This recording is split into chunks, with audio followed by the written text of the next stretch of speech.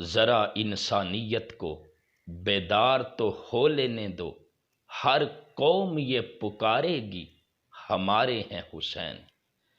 انسانیت جب واقعہ کربلا کو دیکھتی ہے تو شہداء کربلا بالخصوص امام حسین رضی اللہ تعالیٰ عنہ کی عظمت کو انسانیت سلام عقیدت پیش کرتی ہے کہ وہ کتنی بڑی قربانیاں تھیں، وہ کتنی عظیم شہادتیں تھیں کہ پورا خانوادہ اللہ رب العزت کی بارگاہ میں قربان کرنے کے لیے آپ باطل کے سامنے سینہ سپر ہو کر میدان میں آ گئے۔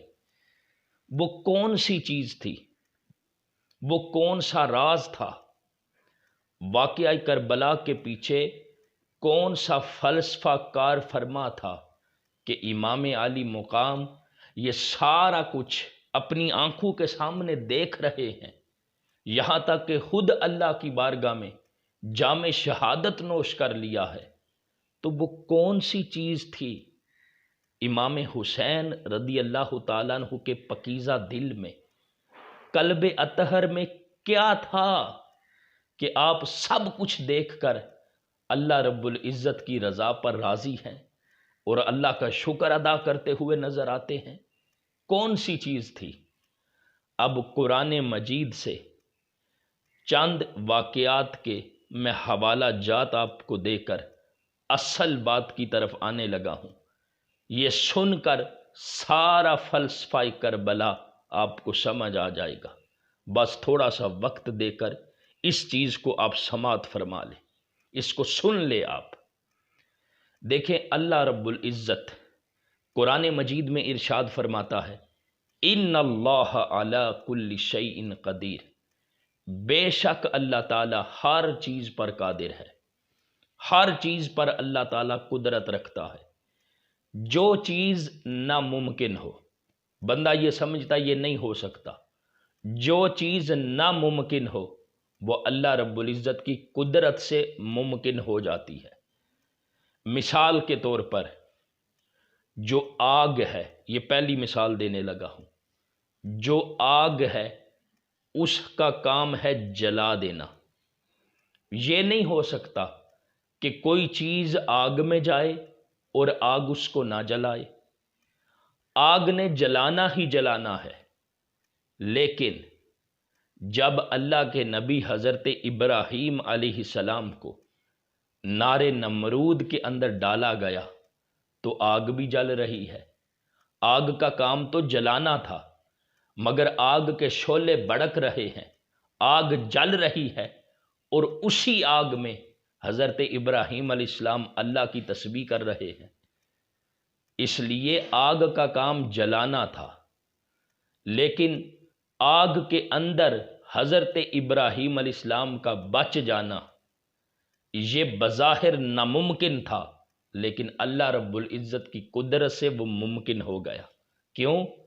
اللہ رب العزت نے فرمایا قلنا یا نار کونی بردم وسلاما علی ابراہیم، اے آگ میرے ابراہیم علیہ السلام پر ٹھنڈی اور سلامتی والی ہو جا۔ تو آگ ٹھنڈی ہو گئی، آگ نے حضرت ابراہیم علیہ السلام کو نہیں جلایا۔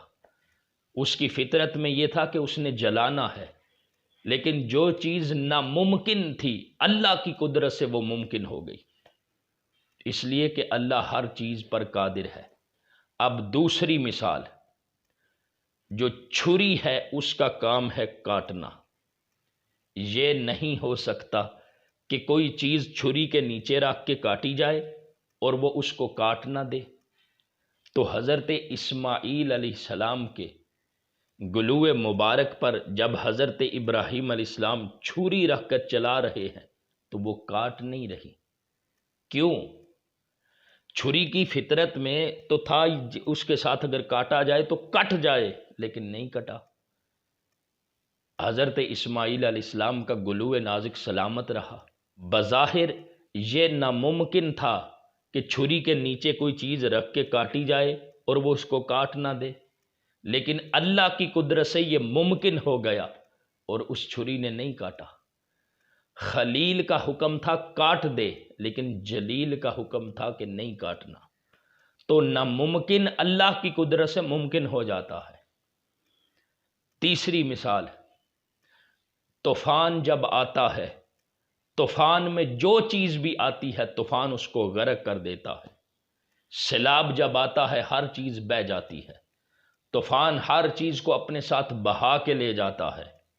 لیکن جب حضرت نوح علیہ السلام کا طوفان نوح علیہ السلام جب آیا ہے، طوفان آیا ہر چیز کو بہا کے لے گیا، مگر اسی طوفان کے اندر ایک چیز، حضرت نوح علیہ السلام کی جو کشتی ہے وہ سلامت رہی ہے۔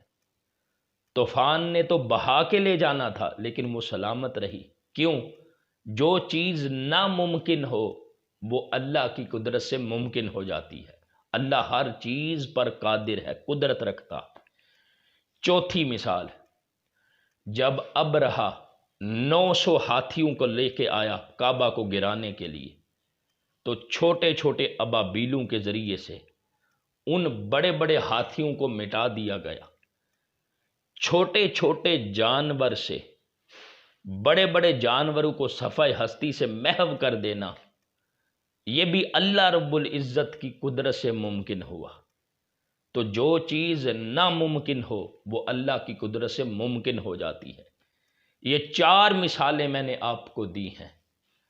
اب سوال یہ ہے کہ جب اہل بیت اطہار کے کربلا کے میدان کے اندر خیموں کو جلایا جا رہا تھا، وہاں جو اہل بیت اطہار ہیں، کیا اللہ رب العزت ان خیموں کو بچانے پر قادر نہیں تھا؟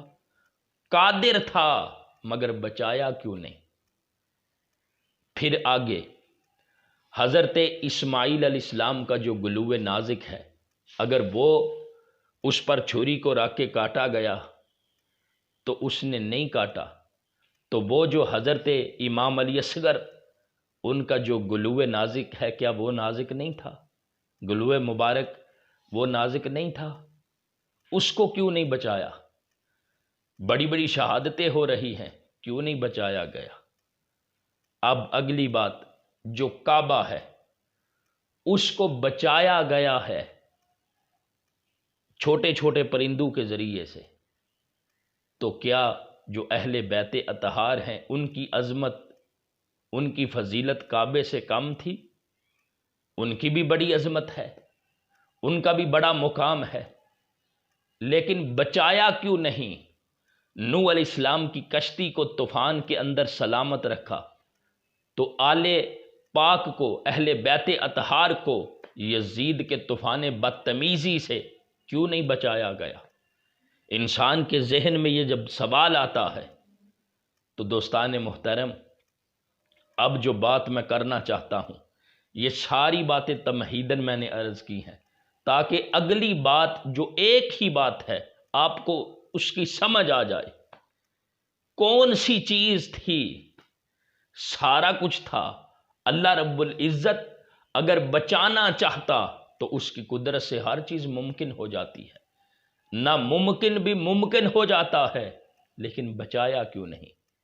فرمایا میرے بندو قرآن پڑھو، امام علی مقام کی عظمت کو اگر دیکھنا ہے، ان کی شان کو اگر سمجھنا ہے، اہل بیت اطہار کی ان شہادتوں کا عظیم مقام دیکھنا ہے، تو فرمایا قرآن پڑھو، تمہیں سمجھ آئے گی کہ جو میرا حسین ہے اس کا کیا مقام ہے، اس کے دل کو میں نے کیا عظمت عطا فرمائی ہے۔ فرمایا قرآن پڑھو، لا یکلف اللہ نفسا الا وسعہا، کہ اللہ رب العزت کسی جان پر اس کی طاقت سے زیادہ بوجھ نہیں ڈالتا۔ فرمایا میرا جو حسین ہے اس کے دل کو میں نے اتنی وسعت عطا کی ہے، اپنے حسین کے دل کو میں نے اتنی طاقت عطا کی ہے کہ میرا حسین اپنی نگاہوں کے سامنے سارا کچھ دیکھے گا، بڑی بڑی شہادتیں دیکھے گا، نیزوں کے تلواروں کے وار دیکھے گا، لیکن میرے حسین کے دل کو میں نے وہ عظمت عطا کی ہے کہ میرا حسین سب کچھ دیکھے گا، لیکن میری بارگاہ میں وہ رضا کے مقام پر فائز رہے گا، وہ ساری شہادتیں دیکھے گا، وہ سارا یزید کا ظلم و ستم دیکھے گا، لیکن میری بارگاہ میں وہ صبر کے مقام پر فائز رہے گا۔ میرا حسین یہ بتائے گا، میرا حسین تو رضا حاصل کرنے کے لیے بھی، جو میری رضا کے طلبگار ہیں، میرا حسین تو ان کا بھی بادشاہ ہے۔ جو میری بارگاہ میں صبر چاہتے ہیں، فرمایا میرا حسین تو صابرین کے لیے بھی بادشاہ ہے، اس لیے کہ میں نے اپنے حسین کے دل کو وہ طاقت عطا کی ہے کہ سارا کچھ میرا حسین آنکھوں کے سامنے دیکھ لے گا، مگر ان کی زبان پر کبھی بھی کوئی شکوہ نہیں آئے گا، اس لیے کہ امام حسین کے دل کو میں نے وسعت اور طاقت اتنی عطا کی تھی۔ ادھر حضرت اسماعیل علیہ السلام کے گلوئے نازک پر جب چھری رکھی گئی تو حضرت ابراہیم علیہ السلام آنکھوں پر پٹی باندھی ہے۔ ادھر جب حضرت نوح علیہ السلام کا بیٹا آنکھوں کے سامنے غرق ہونے لگا، عرض کی ان ابنی من اہلی، ہائے میرا بیٹا، میرا بیٹا۔ ادھر امام حسین دیکھیں وہ کیسی طاقت عطا کی تھی، وہ کیسی عظمت عطا کی تھی کہ میرا حسین سب کچھ دیکھ لے گا اور میری بارگاہ میں میری رضا کے مقام پر فائز رہے گا اور بتائے گا کہ اللہ کی رضا کیسے حاصل کی جاتی ہے۔ اور دوستو، فلسفہ کربلا یہ ہے جو قرآن مجید میں کہا وَفَدَيْنَاهُ بِذِبْحٍ عَظِيمٍ وَتَرَكْنَا عَلَيْهِ فِي الْآخِرِينَ، کہ ہم نے اس کے بدلے میں وہ جو حضرت اسماعیل علیہ السلام کی قربانی تھی، اس کے بدلے میں ہم نے بچا لیا ایک عظیم ذبیحہ فدیے میں دے کر، اور ہم نے اس کا ذکر خیر چھوڑا ہے آنے والوں کے لیے۔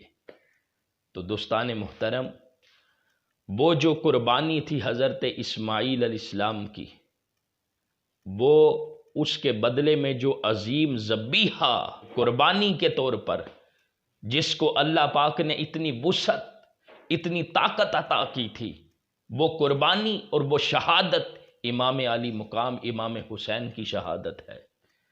جب بندہ حضرت اسماعیل علیہ السلام کی قربانی کو دیکھتا ہے تو فَاتَّبِعُوا، قرآن نے کہا فَاتَّبِعُوا مِلَّتِ ابراہیم حنیفہ، حضرت ابراہیم علیہ السلام کی جو دین ہے اس کی اتباع کرو۔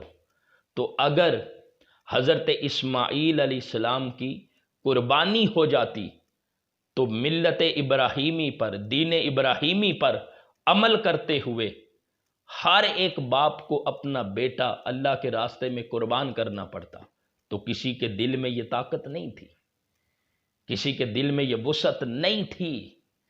تو فرمایا وہ جو عظیم قربانی ہے نا حضرت اسماعیل علیہ السلام کی، اس عظیم قربانی کے فدیے کے طور پر ہم نے ایک عظیم ذبیحہ دیا ہے، اور اس ذبح عظیم سے مراد شہادت امام حسین ہے۔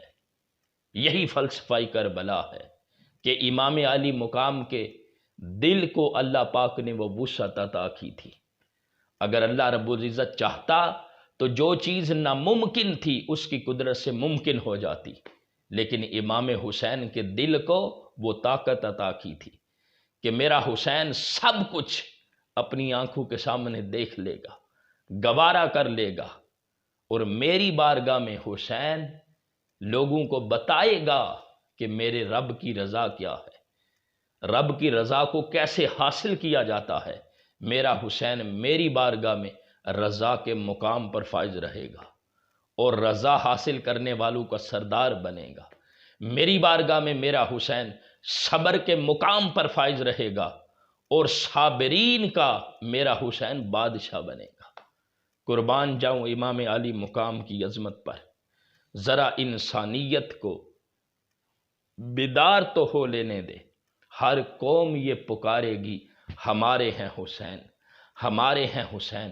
حسینیت زندہ باد، امام علی مقام زندہ باد، شہدائے کربلا کی عظمت کو سلام ہے، سلام ہے۔